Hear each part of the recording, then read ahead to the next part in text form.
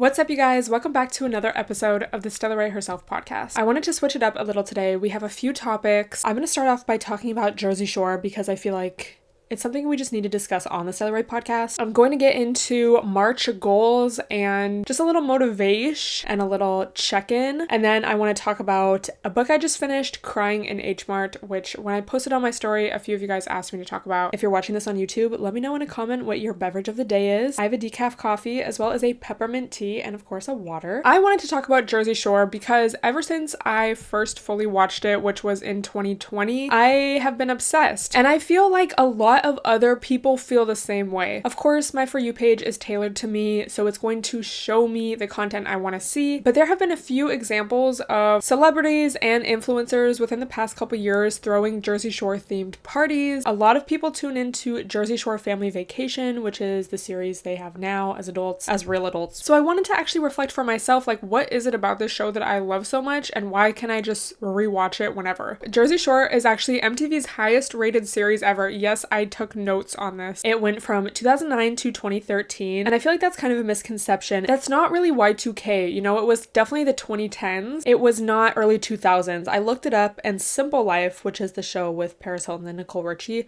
started in 2003, while Keeping Up with the Kardashians started in 2007. I think the first real reality show was Real World. I've never seen it, let me know if you have, but that actually started in 1992. So what is it about Jersey Shore that makes it still to this day so iconic? I feel like at the time it was very new, it was very fresh, it was very shocking, it was relatable, but it was trashy, and it was also unique. We didn't grow up with cable. I think we had cable for 1 year. The only real connection I had to any celebrities is when my parents would watch the Academy Awards and when I would see the tabloids in the newsstand, you know, at the checkout, at the grocery checkout. So I remember in 2009 seeing the stars of Jersey Shore on these covers, and I just have this specific memory of my 5th grade teacher. He was like known for giving these lectures. He's since passed away, rest in peace, but he was known for giving lectures, and I just remember he was really trying to prepare us for middle school. So he would give us a lot of talks on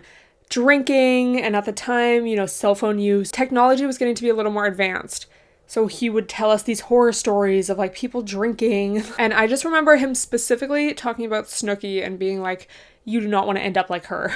I feel like what makes that era of reality TV and why those years are like the golden age of reality TV is because it was before social media. Finally, with these reality shows, we kind of got a glimpse of what their lives looked like because there was no Instagram, you know, there was no social media where celebrities were posting themselves, and this was even before YouTube was really what it is. I feel like in general people are nosy, but also people want to connect with other people. And so if I can watch someone that has more social status than me, that is more beautiful than me, that has more money than me, and kind of see like, oh, they're just like me too, like they're relatable.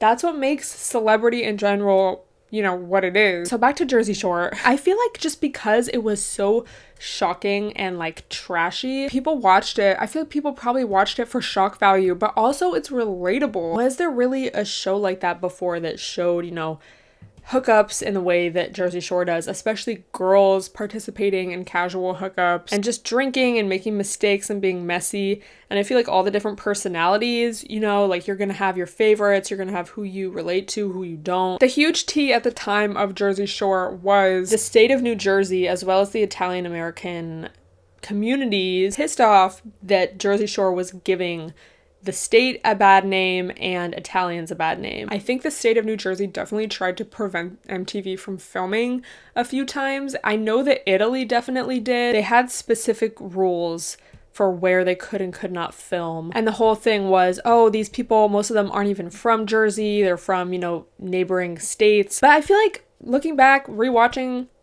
they explain that in the first episode. Most of the cast is like, yeah, I grew up going to the shore. You know, the point of the show is not like, oh, this is what people in New Jersey are like, but it was like, oh, this is what vacationing at the Jersey Shore is like. And then the Italian Americans were pissed off because they felt like the whole Guidette thing was an unfair stereotype, and some of the cast members aren't even Italian. I think reality shows are so interesting because, especially as someone who, this is gonna, like, I hope this does not come across as like fake deep, but I feel like especially as someone who is interested in psychology and just how people interact with each other and why people do the things that they do. Observing these people is so interesting, especially a show like the original Jersey Shore. It was not scripted.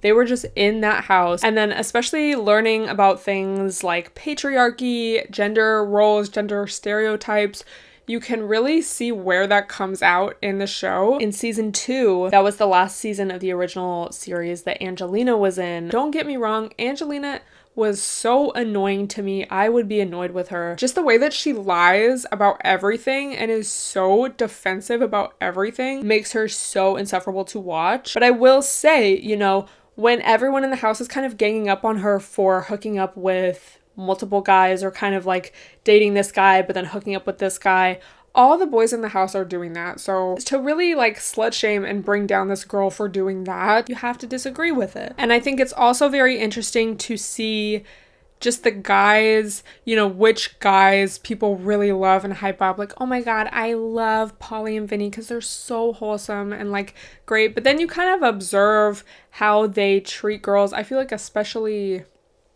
I mean, both in different ways, but I feel like Polly especially acts very much like Mike in the first couple seasons. He just has a little bit more reserved personality, but he's treating these girls the same way. And then people are like, oh my god, he's just like such a sweet guy. He's participating in this as much as, you know, the guys that you don't like are. It's also really interesting in season 3 when Sam and Ron, I hate that. Like, I hate watching that so much. It's kind of triggering. Even though I've never been in a situation like that, it's still like just so triggering to watch. Sammy gets so mad. I guess this was like season 2 as well, at Snooki and Jenny for writing the note. And what was she even mad about? Like, for them writing the note or for them knowing and not saying? And how she carries out that beef literally until season 3 and even longer kind of with Jenny. In season 2, she's literally in bed with Ron like, oh my god, I hate those girls, when it's like they were trying to warn you about this man that you're laid up next to. And that's just another example of, you know, how we act in society, you know, how some girls are gonna act when it comes to the man that they are dating. I really love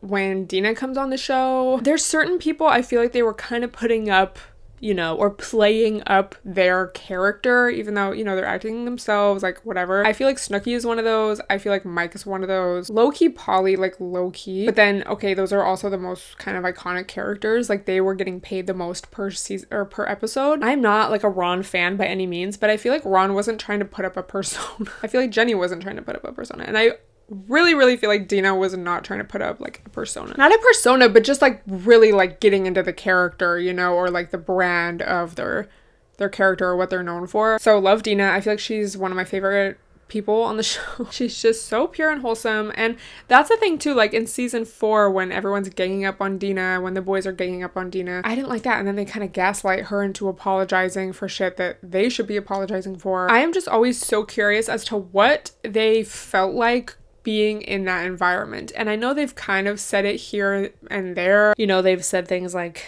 you ignore the cameras after a while. You literally have nothing else to do. That's why they drank so much. But I wonder that for all reality shows too. I'm sure in that situation you do get used to it. But when I think of like the Kardashians or something like that, it's like, especially their original show, it's like, I just can't imagine having a camera on me all the time. Like, how do you not just want to act like how do you get into a fight, you know, and you know that there's cameras filming you like way less than 10 feet away, you know? Are you thinking like, what is this gonna look like when it's aired? Are you watching what you say? Or do you just get so used to it that that doesn't even really cross your mind? Jersey Shore is a really funny show, honestly.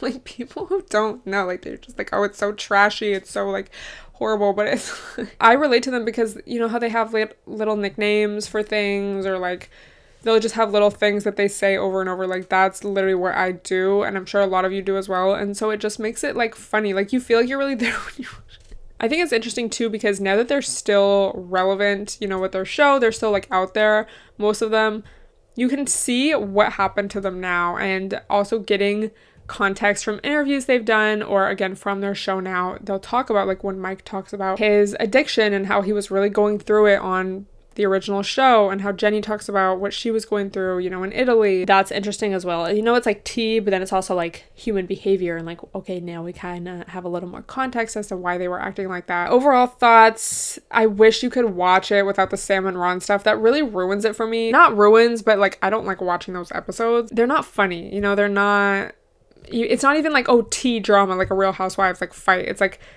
you can tell he's abusive and you just feel bad for this girl that's so like delusional over him. She is a Pisces also, by the way.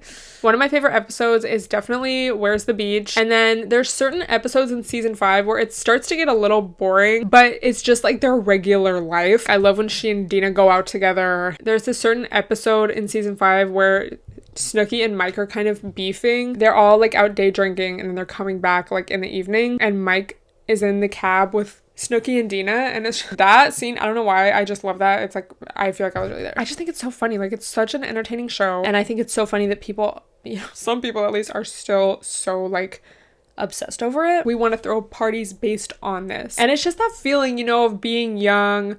You're in your 20s, you can make your own decisions, but you're so immature and you can get away with certain shit. And I love that feeling of just like being with your friends. You all like crash at someone's house, or you're having a sleepover, let's make it a little more chic, and then the next day you're like debriefing, you know, it's like that feeling in a show. I don't know if this was literally any new insights, but I just kind of wanted to talk about it because I just think it's so interesting that people are still like so into it, because like literally same, like again, I will rewatch it at any time, and it just makes me excited for summer. Once I live on the East Coast, you better believe I'm going to the shore house. So switching gears, I wanted to talk about March goals, and I made a get ready with me on TikTok kind of touching on this, but I wanted to go a little more in detail. So as someone who has dealt with anxiety, perfectionism, and even like social anxiety, I have felt, not even recently, but I just feel like in general, there's this feeling of like being stuck just energetically. And so I've kind of realized, like, bitch, no wonder you feel like this. You do the same thing like every day. And yeah, my everyday routine is healthy. Like when you watch a video of like motivational morning routine,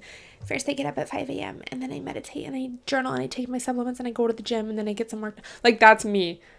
The routine is great and perfect and fine.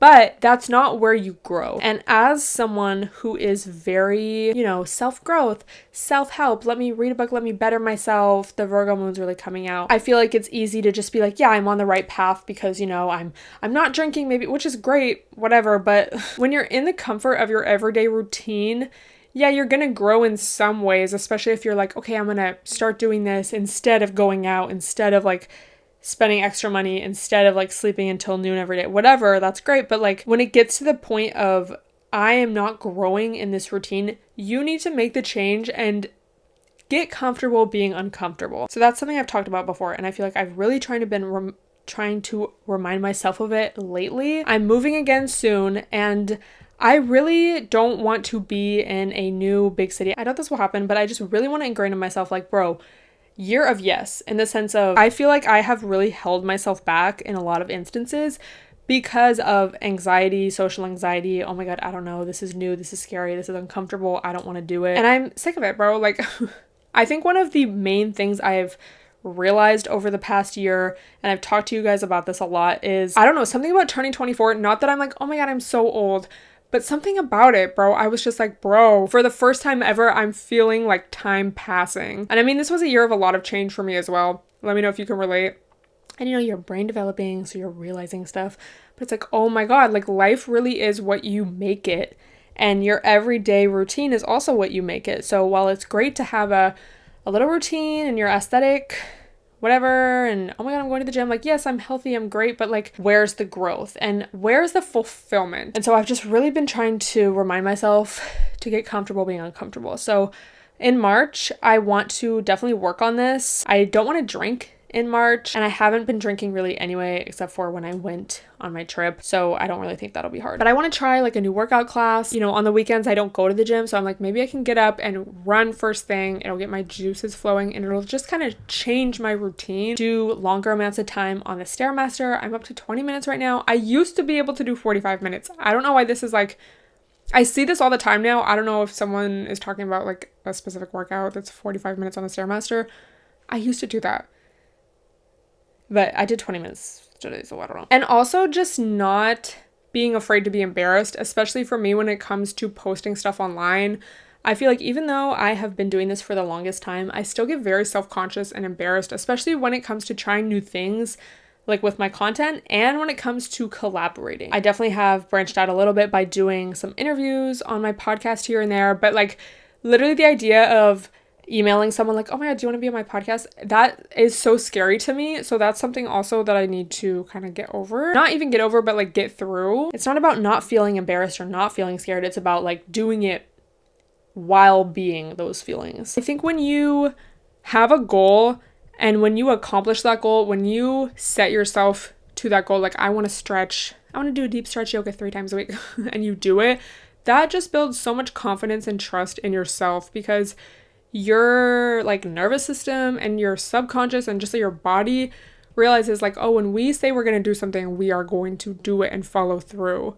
And I feel like that helps so much with trusting your intuition, and it makes it so much easier to do the hard thing next time. I talked, was that last week, about how I feel like the new year really starts in March. That's when life really changes and kind of begins. And so I just really want to be on my A game, and I just want to come through for myself, I want to feel fulfilled, and I want to do shit that's ultimately going to make me happy and fulfilled in all aspects. And just because the routine is like fine, like, oh, whatever, that doesn't necessarily mean that, I don't want to say it's working, but it's like, bro, you could be doing like the perfect daily routine and like be unfulfilled and sad. So let me know your thoughts, and let me know if you have any things in mind or ways that you get out of your comfort zone. It could even be something as small as taking a new route to the gym or to work or to school, trying a new machine at the gym, trying a workout class at your gym that you've never tried before. Also in March, this is kind of related, I guess, but I definitely want to do a no spend month in the sense of